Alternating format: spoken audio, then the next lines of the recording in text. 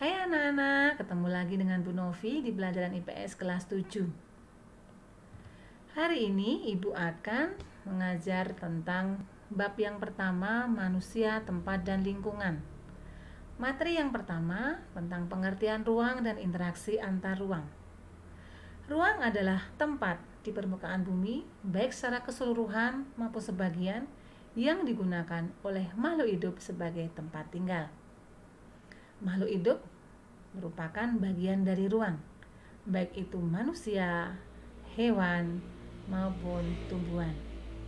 Oleh karena itu, ruang sendiri tidak hanya di atas muka bumi, tetapi juga bisa di bawah permukaan bumi. Yang ada di atas permukaan bumi bisa kita lihat sebagai daratan. Ada gedung, ada kantor, ada pasar, tempat tinggal kita, bahkan gunung, dan sebagainya.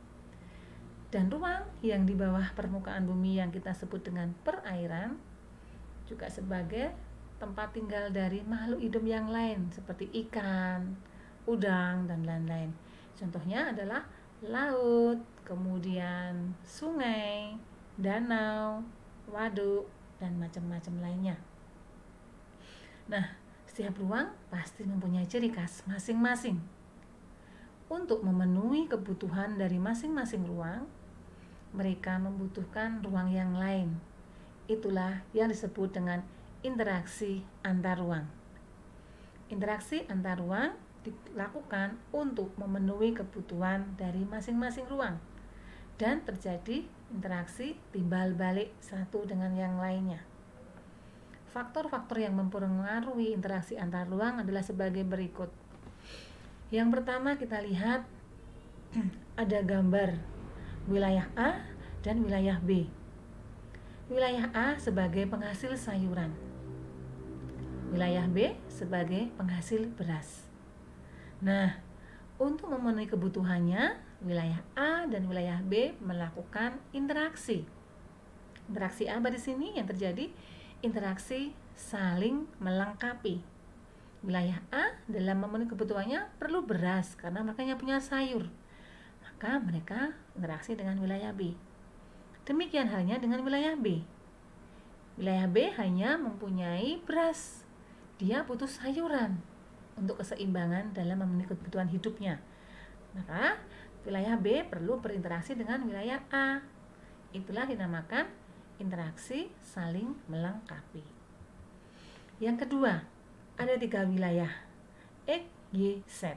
Yang kita lihat, Y sebagai penghasil beras, Z sebagai penghasil sayuran, dan X tidak menghasilkan apa-apa. Nah, yang terjadi apa?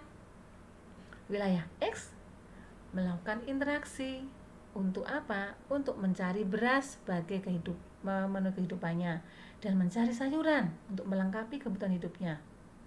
Nah, di sini wilayah X melakukan interaksi kesempatan mencari untuk memenuhi kebutuhan hidupnya. Makanya wilayah X mencari kesempatan di wilayah Y maupun wilayah Z. Yang ketiga adalah ada gambar jalan dan ada sebuah mobil tuh ya. Di sini tertulis jalan mempermudah aksesibilitas antar ruang. Interaksi ini adalah interaksi transfer. Maksudnya dibutuhkan sarana atau alat untuk mempermudah kita mencapai misalkan kita butuh makanan, kita butuh mau ke sekolah, kita butuh untuk transfer, untuk memindahkan pergerakan dari interaksi sendiri baik barang maupun orang. Nah, disinilah ada interaksi transfer, yaitu contohnya jalan. Kenapa? Jalan mempermudah aksesibilitas antar ruang. Kemudian materi berikutnya adalah pemahaman ruang di Indonesia.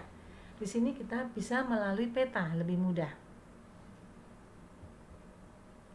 Nah, pemahaman ruang di Indonesia kita bisa melihat melalui peta.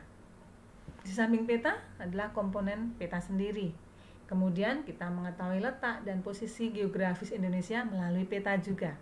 Dan terakhir, pengaruh posisi geografis Indonesia terhadap kehidupan.